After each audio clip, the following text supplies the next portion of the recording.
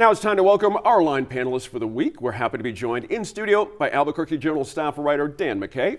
Editorial page editor at the Santa Fe New Mexican, Inez Russell Gomez, is with us once again. And first-time panelist and editor at Source New Mexico, Sean Griswold, is here for the first time. Thank you, Sean, for joining us. All right, we begin this week looking at what bills made their way through the 60-day legislative session and have been sent to the governor's desk. This year, lawmakers passed 241 bills. And the governor has until April 7th to sign or veto that legislation. Any bills left unsigned after that date, of course, will be considered pocket vetoed and move no more. Now, addressing crime has been key to the state's administration this year. In her State of the State address, you might recall Governor Michelle Lujan Grisham called for a ban on assault weapons, an end to the straw purchases of guns, and for the passage of a safe storage gun bill. In the second week of the session, she announced the creation of a Business Public Safety Council and pushed for legislation focused on targeting organized retail crime that we've talked about here on the show. We saw successful action on all of those fronts by the end of last week.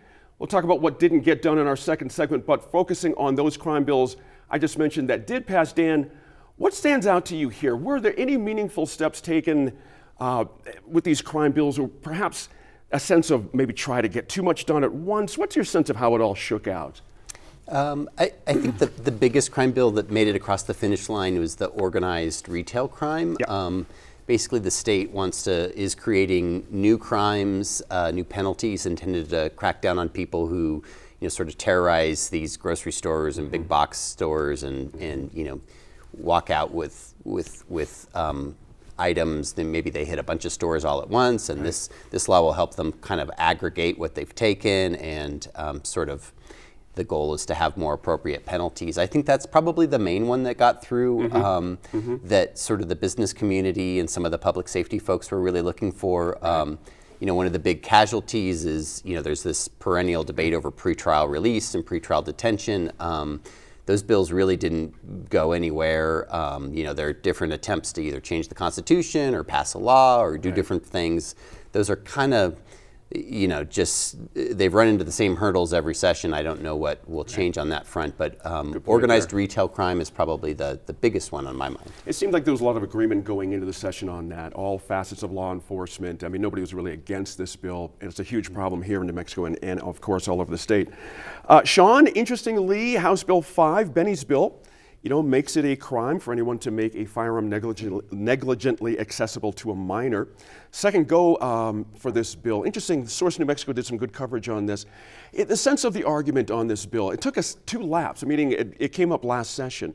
What was the problem here? It seems pretty logical just to lock up guns. What's the issue? And of course, I think it starts when you look at the constitutionality of, gun legislation. And while this is a crime prevention measure, and that's how it was pitched, what's interesting is, in part of our jobs, is that we get to kind of follow the minutia, and you see how crime packages stall and fail in committees. Right. And so for me, one of the most interesting ways to see how these bills fail is when you watch the Senate Judiciary Committee. Anybody who is like a legal scholar or a law student who wants to follow like why these bills don't go anywhere, right. Joseph Cervantes, a senator from Las Cruces, gives essentially a constitutional argument as to like why these bills are unconstitutional, and that's where they ultimately end up stalling. Right. And so following those committees and understanding like that those bills are not going to get there because they just don't meet the state constitutional needs and requirements is kind of how we understand this. And for this bill to get passed, though, there was not an essential gun lobby effort that was proposing against it. We also understood because of the emotional capacity of Benny Hargrove, the student who was shot here at Washington Middle School just across the street from where we are down here in downtown Albuquerque. There was a quick sense of urgency. People have a hard time arguing against, making gun safety measures that protect our schools. Right. And ultimately, that was part of the argument, but it could essentially also protect, youth and minors as they have access to guns in the city. This would have had to have Republican support to pass. Interesting, like there was a little bit, wasn't there? There was, yeah. That was the one that definitely did not have an issue when it came with Republican support on it. Yeah. Inez, glad to have you here, by the way, always. Senate Bill 64, abolishing life sentences without parole for children sentenced as adults. It was an interesting debate, wasn't it? This idea of how long a child should serve before they become eligible was a real angst point for a lot of people, because that's a lot of time if we're talking after serving anywhere between 15 to 25 years of their sentences depending on the severity. I'm curious your thoughts on how that came about, the arguments, and how it eventually got passed, actually. What I found so interesting about this bill is it shows how legislation is introduced, and then between sessions you work on it some more, because it failed last time because the district attorneys were against it, families of people who'd been hurt in really horrific crimes were against it. And instead of being defensive about it and just maybe trying to push it through or wrangle to get it passed, they withdrew it. Right. And they came back and they worked on it to make it more palatable to everybody, to respect the pain of victims and to understand the needs of prosecutors, but also to keep focusing on the idea that everybody has this life to live and we can be redeemed. Right. And when you think about it, serving 20 years is still a very long sentence. If you get sent in when you're 15, you don't get out after 20 years, you just get a chance at a hearing. Right. And it'll be up to you in prison with hopefully some resources to become a better person and to then go live your life in a way that makes a contribution to society. And that was part of the argument. If you're spending 15 years in prison, your chance at rehabilitation, the way we have it set up now, not saying the future, but the way it is now, it's not very hopeful. Let me ask you, Dan, and Sean, actually, we go to you on this one. Also included in the Voting Rights Bill is the Native American Voting Rights Act. Takes a number of steps to make voting easier for people living on tribal lands. Again, this has been out there for quite a while, but it got done. And for a lot of folks, this is actually a very big deal to get this done. I'm curious your sense of this bill as well. Yeah, and watching that debate last year, that was the final story we did on the legislature in the 30-day when we saw this bill filibustered with one of our senators, speaking about baseball and a whole bunch of other things for a long time to kill the bill, which we saw this year with a couple other pieces of legislation. But I think with the voting rights bill this time, you just saw an incredible coalition of individuals from all across the state. You had support from Secretary of State Maggie Toulouse-Oliver. This was also something that was prominent on the governor's agenda to get passed.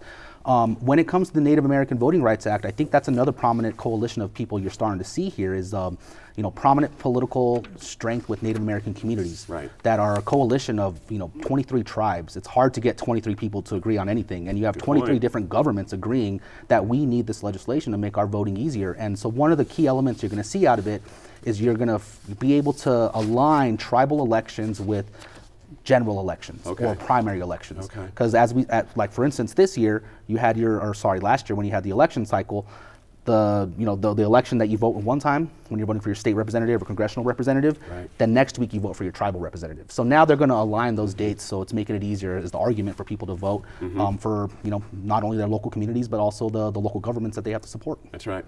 Let me bounce to Dan on this one. Follow up a little bit to what Inez and I were just talking about. This idea of released felons who previously had to complete their entire sentence, including parole and probation, before they could vote. Now they can.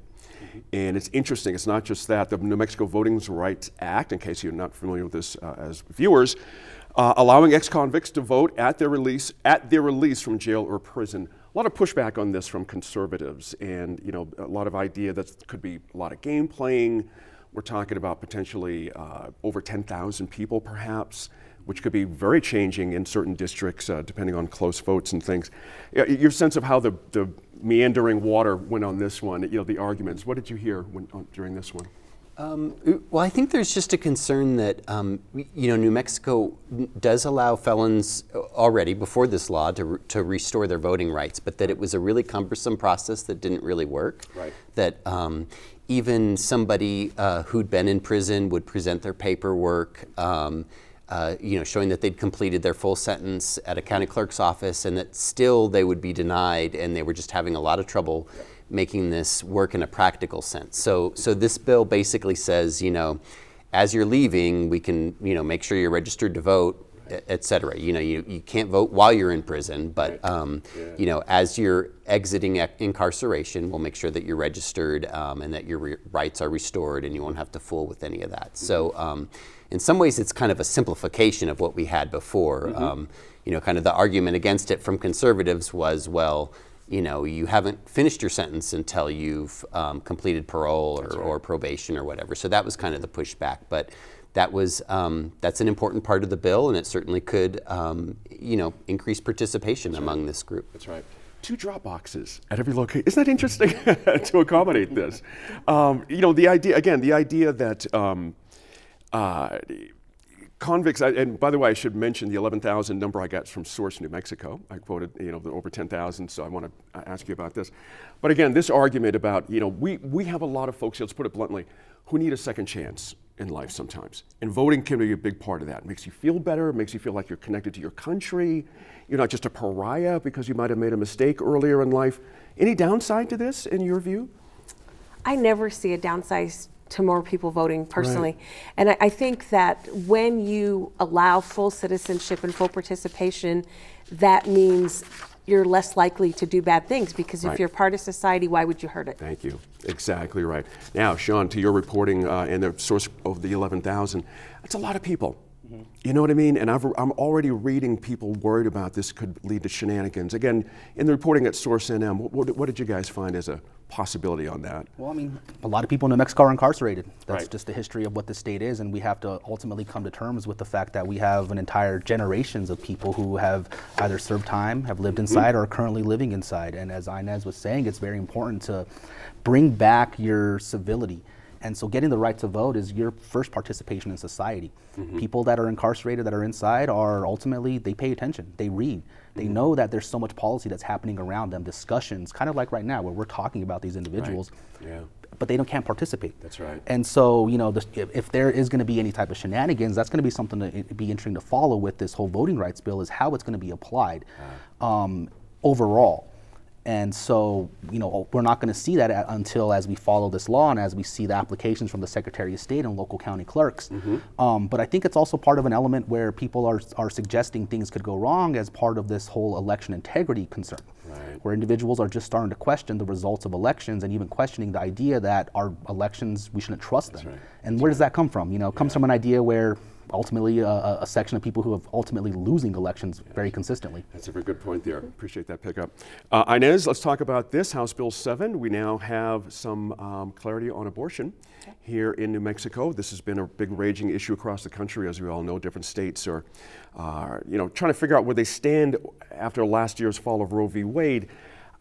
The governor got a lot on this issue. Was it just a timing thing? Just the timing's right, or what happened here? Well, I think it was her clear leadership and her approach, and I also think that there are a lot of women in the legislature. Right. And we have a lot of young women who are still fertile, and they know what it's like to be pregnant, to want their baby, to maybe not be able to take care of a baby. Mm-hmm. And I really think that you see the priorities of the legislature are changing because of this whole class of representatives and senators who have been pregnant and are moms and understand the importance of it. Mm-hmm. And they also, I think, are very respectful of gender diversity, because our legislation is also protecting, transgender, gay, lesbian, all of that. That's right. And where other states in the country are becoming, you're a pariah in those states, we're going to be a place where people can be themselves and be welcomed and loved. And I think I could not be prouder of what New Mexico did in that area in terms of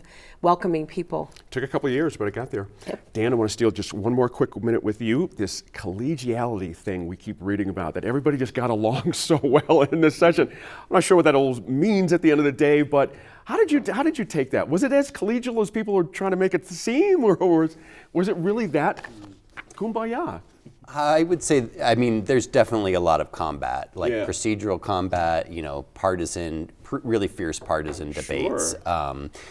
I think that on the House side, it's typically been the more partisan chamber, but there was, like I said, new leadership. I think there may be less, bridges that haven't been burned yet, so they're able to collaborate. As Inez was saying, there's also, the composition of the chambers is changing. The House has more women than it's ever had before. I think that has definitely shaped the environment.